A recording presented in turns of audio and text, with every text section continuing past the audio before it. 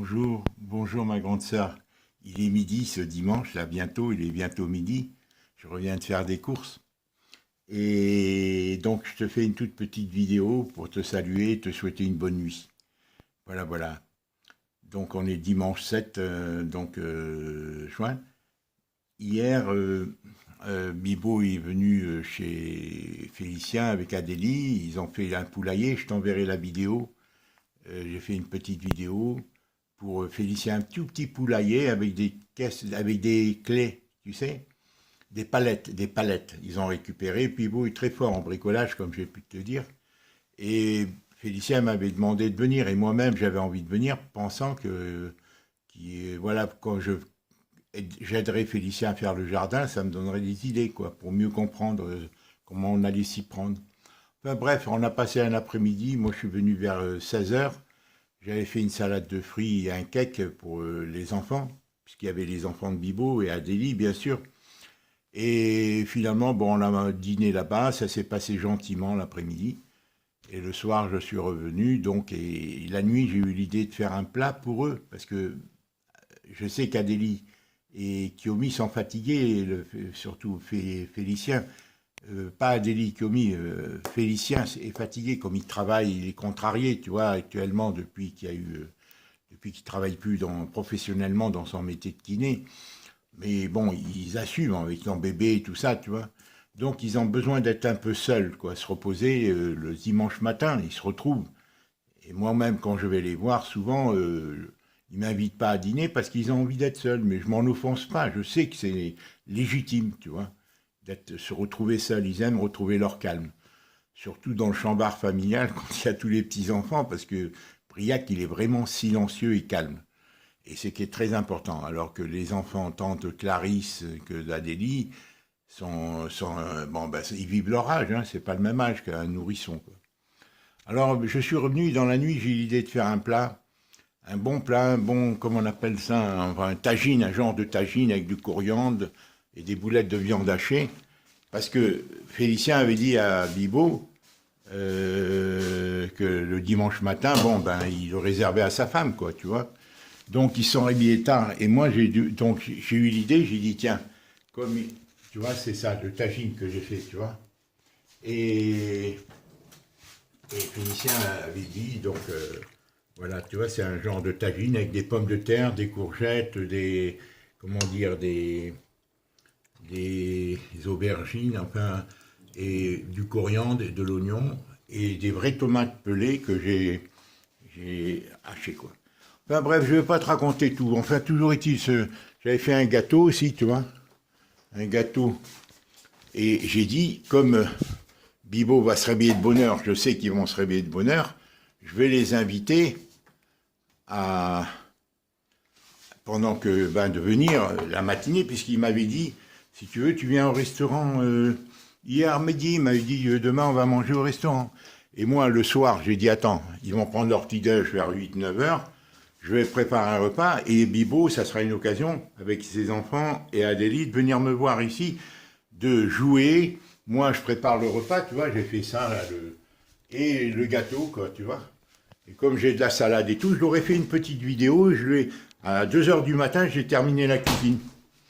À 2 heures du matin, j'ai terminé la cuisine, et j'étais content de leur envoyer la petite vidéo, et leur dire, voilà, après le petit-deuil, je venais ici, on passe un moment ensemble, il y a un grand jardin, on peut jouer au bout, jouer au ballon avec les enfants et tout. À midi, on mange ensemble et après, on va à la plage pour leur présenter la plage que je leur recommande tout le temps à mes filles de venir avec leurs enfants parce qu'elle est très plate, comme j'ai pu te montrer. La marine ne monte pas très haut. Si tu veux, on a pied très longtemps puisque la plage est longue et large, si tu veux, tu vois. Et pour les enfants qui ne savent pas nager, c'est impeccable de les initier au plaisir de la plage. Et j'étais tout content, j'ai dormi vers 2h30 du matin, et à 8 heures, je reçois un message de Bibo en me disant, non, viens toi manger avec nous chez... Alors moi, je lui dis, mais à quand, de quoi il s'agit, du petit déjeuner ou à 8 heures du matin? Et comme je sais que Félicien avait envie d'être avec Kiomi et qu'ils ont envie de faire la grasse matinée, j'ai pas bien compris, puisque... Alors je lui dis, mais c'est quoi, tu manger pour déjeuner ou pour le petit déjeuner? Alors enfin, il m'a répondu que c'était pour qu'on prenait le petit déj chez Félicien, et après qu'on partait pour manger au restaurant, c'est-à-dire à 8 heures du matin, penser déjà au déjeuner de midi. Alors enfin bref, on s'est pas compris du tout. Et finalement, il se vexe et il me dit, non, non, viens au restaurant, j'ai promis à mon fils qu'on aille au restaurant chinois et tout. Alors moi, j'ai dit, ah non, un restaurant, c'est pas si important, on va pas penser qu'à manger. La plage, c'est plus important pour des enfants, pour passer des vacances et tout. Alors je lui ai dit, et lui, il voulait pas venir ici. Il voulait pas venir ici, alors qu'on est à 10 kilomètres, on est à 15 minutes, 10-15 minutes. Alors moi, j'ai pas compris, quoi. Alors, enfin bref, tout compte fait, bon, tout compte fait, je résume, hein, c'est pas la peine d'aller plus loin. Comme ils viennent jamais ici avec les enfants, comme j'ai dit à Bibo et à Adélie, j'ai dit à Adélie, je crois. Et si ils viennent jamais ici, comment veux-tu que les enfants me reconnaissent, mes petits-enfants? Si papy, on va pas le voir, on l'ostracise plus ou moins de fait, de fait. Bon ben, ça aurait été une occasion. Bibo n'est jamais venu depuis 1 an ici, il est venu une fois. Et depuis 2 ans que je suis installé ici, il est peut-être venu 2, 3 fois maximum. Tu vois? Alors qu'on est à 50 kilomètres. Même Adélie, elle est venue 2, 3 fois. Alors lui, il me dit, je t'invite, mais eux, ils m'invitent, mais il y a Colette là-bas et tout ça. Alors ça fait un sac de nœuds. Alors finalement, enfin bref, eux, ils vont au restaurant. Moi, je dis ça, j'y tiens pas d'aller au restaurant, dans un restaurant asiatique. J'y allais à la plage, on s'est entendu. Après, on se rejoindra à la plage que je leur conseille d'aller. En cours de route, on se donnera un doigt, un rendez-vous et on ira à la plage ensemble cet après-midi.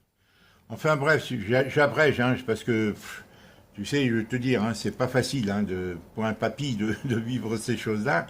Vraiment, parce que si tu crées pas l'enthousiasme, il met en balance aux yeux de l'enfant, qu'est-ce que tu préfères, aller chez papy ou aller au restaurant? L'enfant, bien sûr, Alexandre, il lui répond, je préfère aller au restaurant. Alors je lui dis, c'était à lui, à dire, à créer l'enthousiasme, à dire, on va voir papy, on va manger chez lui, et on va jouer aux boules, on va jouer au ballon, et après on ira à la plage ensemble. C'était à lui. Il le crée pas, ni, bon, il y a Adélie, elle suit, hein, elle suit, c'est sa femme. Bon, voilà, les filles, mes filles, c'est comme ça, elles sont mariées, bon. Alors même si quelque part elle ne doit pas trouver peut-être ça normal non plus, tu vois, qu'ils soient à 10 kilomètres de chez moi. Et pourtant, moi j'ai été les rejoindre chez Félicien pour passer un moment avec eux. Mais eux, ils sont pas loin d'ici. Et c'est pas normal qu'ils viennent pas ici, alors que c'était une occasion, si tu veux. On pouvait changer de programme, pas aller au restaurant. Puis non, non, je l'ai promis, j'ai promis. Ils ont fait tout un plat. Alors que je connais Alexandre, il aurait été très content de venir ici. Il me dit oui, mais on va pas les enfermer en 4 murs. Ici, c'est pas 4 murs. C'est un bel appartement. Il y a un grand jardin. On peut jouer et tout. Et en plus, on pouvait aller à la plage dès ce matin. Enfin bref. Voilà, bon, enfin, Hélène, tu vois, le moral, il monte, il descend. Il monte, il descend. À ce propos, Jean-Jacques Crèvecoeur a réalisé une vidéo hier, je vais t'envoyer. Une interview d'une dame qui est d'origine juive, certainement Ben Mamou, Ben Amou ou autre, mais qui parle très très bien du stress, vraiment impeccablement du stress, comme quoi il y a des gens libres, hein, des gens vraiment dans tous les milieux. Hein. Donc moi j'ai pas de préjugés du tout racial. Et je trouve que son analyse qu'elle fait sur le stress, tu l'écoutes dans sa totalité, elle dure 35 minutes. Dans l'intervention de Jean-Jacques Crèvecoeur, je vais te l'envoyer maintenant, tu l'écoutes bien, et tu écoutes bien Hélène, parce que il y a différents niveaux. Elle explique très très bien les choses qu'on peut remuer inconsciemment et qu'on remue, qui font renaître du stress, tu vois, qu'on a un peu refoulé et tout ça. Tu l'écoutes jusqu'au bout, Hélène, les 35 minutes, elle est formidable, elle dit des choses très pertinentes, très pertinemment. Voilà, ceci dit, Hélène, mes filles m'invitent, Clarisse me dit viens la semaine prochaine, c'est-à-dire cette semaine-là qui s'ouvre, demain et tout ça, bon, mais je sais pas, tout ça c'est pas défini.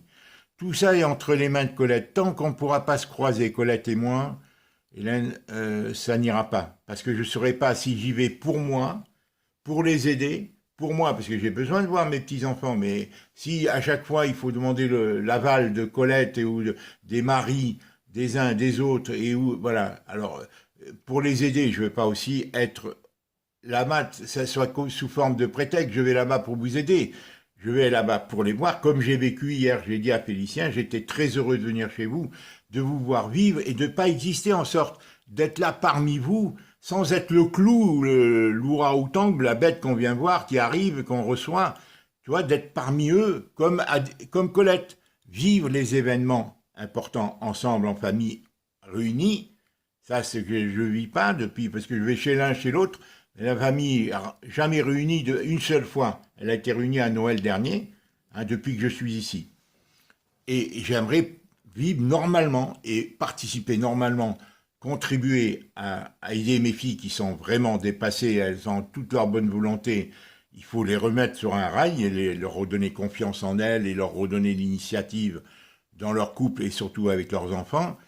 Mais ça, c'est Colette. Tout est entre les mains de Colette. Tout est entre les mains de Colette. Et Héloïse, bien entendu, puisqu'elles marchent de pair, ces deux-là. Tu vois, Héloïse et tout ça, bon, le beau-père, son beau-père, le mari, et c'est ça. Et c'est un peu le même scénario que je vis avec Bibo. Le seul qui s'est amélioré vraiment, j'espère que ça va durer, c'est le mari de Clarisse, Dominique. Et Clarisse, mes filles sont gentilles avec moi. Je le sens, Hélène, elles ont besoin d'harmonie, elles vivent une épreuve très difficile, elles ont besoin qu'on les aide. Elles ont besoin de soutien. Et les maris aussi, parce que, bon, ben, là, Bibo, vraiment, là, j'arrive pas à comprendre. Il me met en balance et il crie, il se met en colère pour rien. Je parle avec lui, bon, ben, bref. Et moi, j'ai pas envie, si tu veux, je sens que mes filles souffrent et tout, les embrouilles, j'en veux pas. Alors il me dit, ouais, je fais ce que je veux et tout, mais vraiment, il monte sur ses chapeaux de roue très vite. Toi. Mais ça a toujours été comme ça avec lui. Ça a toujours été comme ça. Jusqu'à s'immiscer de ma vie avec Colette, tu vois, quand il était chez... Je l'avais reçu la première fois en 2012. Voilà, dès le début, hein. Je sais pas qu'est-ce que c'est un enfermement communautaire, c'est quelque chose qu'il a dans la tête qui le préoccupe, tu vois, il y a quelque chose qui le préoccupe, je ne sais pas. Je ne sais pas, j'arrive pas à en parler avec lui. Parce que là, c'est disproportionné. Tu te rends compte, j'ai préparé le repas toute la nuit, enfin jusqu'à 2h, 1h30 du matin. J'étais content, j'ai dit ils vont venir prendre le petit déjeuner, parce que Félicien avait manifesté. Hein, on veut être seul, la grasse matinée et tout. J'ai dit, comme ça, ils viennent ici. Les enfants sont là, il y a le jardin, on va à la plage, on mange, le repas est prêt. Et comme c'était rare, jamais, il me dit oui, mais ma femme t'invite souvent. Mais c'est pas vrai tout ça, Hélène. C'est pas vrai. Ils sont pris par Colette et Colette est à demeure chez eux et moi, voilà.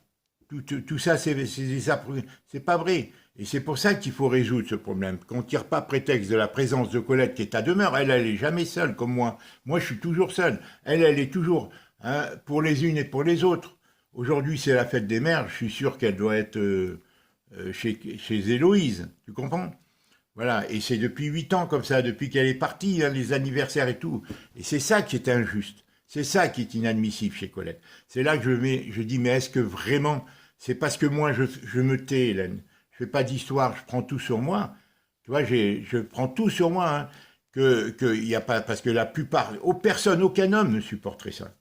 Même Bibo, si ses enfants viennent pas le voir, ils sont à 50 kilomètres, quand ils seront mariés, eh ben, ils viennent pas le voir, mais il sera en colère, il se mettra en colère, et si il était séparé de sa femme et tout, et les enfants vont voir sa mère, mais sans, ils reçoivent leur maman, c'est-à-dire Adélie, mais ils le reçoivent pas à lui, ils se vexeraient. Et ils font aux autres ce qu'ils n'aimeraient pas vivre eux-mêmes. C'est l'injustice de la jeunesse, ou j'en sais rien, c'est injuste. C'est comme ça. Hélène, voilà, je t'embrasse, Hélène. Bon, tu m'as dit que tu me ferais une petite lettre plus exhaustive de ta vie, là, mardi. Prends ton temps, ma grande sœur, prends ton temps. Je sais, c'est pas facile. En tous les cas, écoute Jacques Crèvecoeur, la dame qui parle, Madame Benamou, je ne sais pas quelle est sa spécificité, mais en tous les cas, elle parle avec beaucoup d'érudition. Elle parle avec beaucoup d'érudition. Je t'embrasse, Hélène. Voilà, que te dire d'autre. Oui, alors, vendredi, j'ai développé les photos. Elles sont là, tu vois. J'ai fait 6 exemplaires, tu vois. Celle-là, format 15, 12, celle-là, hein, ou 20, 15, ou quelque chose comme ça, tu vois. Celle-là. Et celle-là en plus grand. Alors, l'autre, je ne l'ai pas fait en plus grand parce qu'elle m'a dit, il y a trop de jaune. Tu vois, là, il y a beaucoup trop de jaune. Je ne sais pas si tu vois là. Tu vois, Hélène, il y a trop de jaune. Autour de la tête, tout est jaune. Si j'agrandis, ça ne fera pas un bon effet, elle m'a dit. Et celle-là, je l'ai agrandie. Elle fait du 25 sur 20, je crois, celle-là. Tu vois? Alors, je vais les mettre sur 4. J'en ai fait plusieurs exemplaires. Je vais les mettre sur un beau cadre que je vais trouver. Voilà. Et si tu veux, je t'en envoie. Mais ce que je voulais te dire, en principe, si c'est la carte mémoire de Colia, quitte à les commander, elles seront meilleure qualité parce que c'est pas des reproductions envoyées par mail, si tu veux.